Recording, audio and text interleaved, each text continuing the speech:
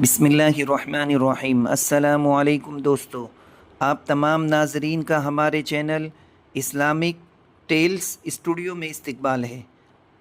आज का वाक़या एक राज से पर्दा उठा रहा है।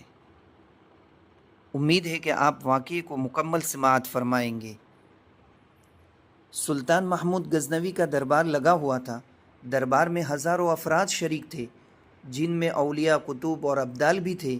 सुल्तान महमूद ने सबको मुखातब करके कहा, कोई शख्स मुझे हज़रत खिज़र अलैहिस्सलाम की ज़ियारत करा सकता है? सब खामोश रहे। दरबार में बैठा एक गरीब देहाती खड़ा हुआ और कहा, मैं ज़ियारत करा सकता हूँ। सुल्तान ने शराइत पूछी तो अर्ज़ करने लगा, 6 महीने दरिया किनारे चिल्ला काटना होगा, लेकिन मैं एक गरीब आदमी हूँ, मेरे घर का खर्चा आपको उठाना होगा। सुल्तान ने शर्त मंजूर कर ली। उस शख्स को चिल्ले के लिए भेज दिया गया और घर का खर्चा बादशाह के ज़िम्मे हो गया। 6 महीने गुजर जाने के बाद सुल्तान ने उस शख्स को दरबार में हाजिर किया और हज़रत खिज़र अलैहिस्सलाम की ज़ियारत के बारे में पूछा तो देहाती कहने लगा, हुजूर, कुछ वज़ाइफ उल्टे हो गए हैं, लिहाजा 6 महीने मज़ीद लगेंगे। मज़ीद 6 माह गुजारने के बाद सुल्तान महमूद के दरबार में उस शख्स को दोबारा पेश किया गया तो बादशाह ने पूछा, मेरे काम का क्या हुआ? ये बात सुनकर देहाती कहने लगा, बादशाह सलामत, कहाँ मैं गुनहगार और कहाँ हज़रत खिज़र अलैहिस्सलाम। मैंने आपसे झूठ बोला, मेरे घर का खर्चा पूरा नहीं हो रहा था, बच्चे भूख से मर रहे थे, इसलिए ऐसा करने पर मैं मजबूर था। सुल्तान महमूद गज़नवी ने अपने एक वज़ीर को खड़ा किया और पूछा, इस शख्स की सज़ा क्या है?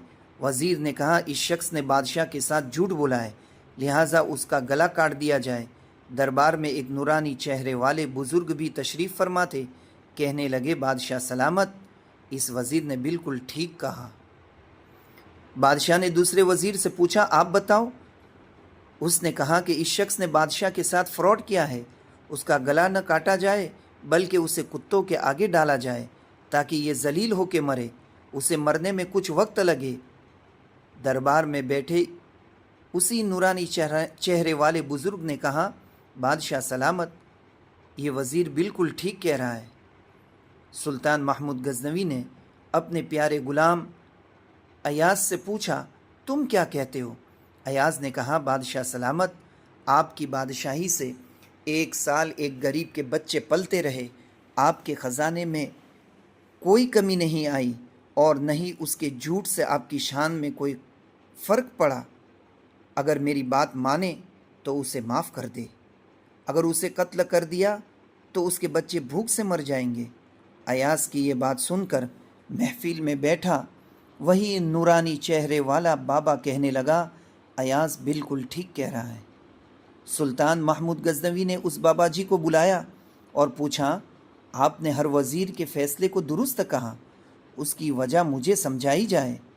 बाबा जी कहने लगे, बादशाह सलामत, पहले नंबर पर जिस वज़ीर ने कहा उसका गला काटा जाए वो कौम के कसाई है और कसाई का काम है गले काटना। उसने अपने ख़ानदानी रंग दिखाया। गलती उसकी नहीं, आपकी है कि आपने एक कसाई को वज़ीर बना लिया। दूसरा, जिसने कहा उसे कुत्तों के आगे डाला जाए, उस वज़ीर का वालिद बादशाहों के कुत्ते नहलाया करता था, कुत्तों से शिकार खेलता था, उसका काम कुत्तों के साथ वक्त गुजारना था, तो उसने अपने ख़ानदान का तारुफ कराया। आपकी गलती है कि ऐसे शख्स को वज़ारत दी, जहाँ ऐसे लोग वज़ीर हो वहाँ लोगों ने भूख से ही मरना है। और तीसरा, अयाज़ ने जो फ़ैसला किया तो सुल्तान महमूद सुनो, अयाज़ सैयद ज़्यादा है। सैयद की शान ये है कि सैयद अपना सारा ख़ानदान करबला में ज़बह करा देता है मगर बदला लेने का कभी नहीं सोचता। सुल्तान महमूद अपनी कुर्सी से खड़ा हुआ और अयाज़ को मुखातब करके कहता है, अयाज़, तुमने आज तक मुझे क्यों नहीं बताया कि तुम सैयद हो?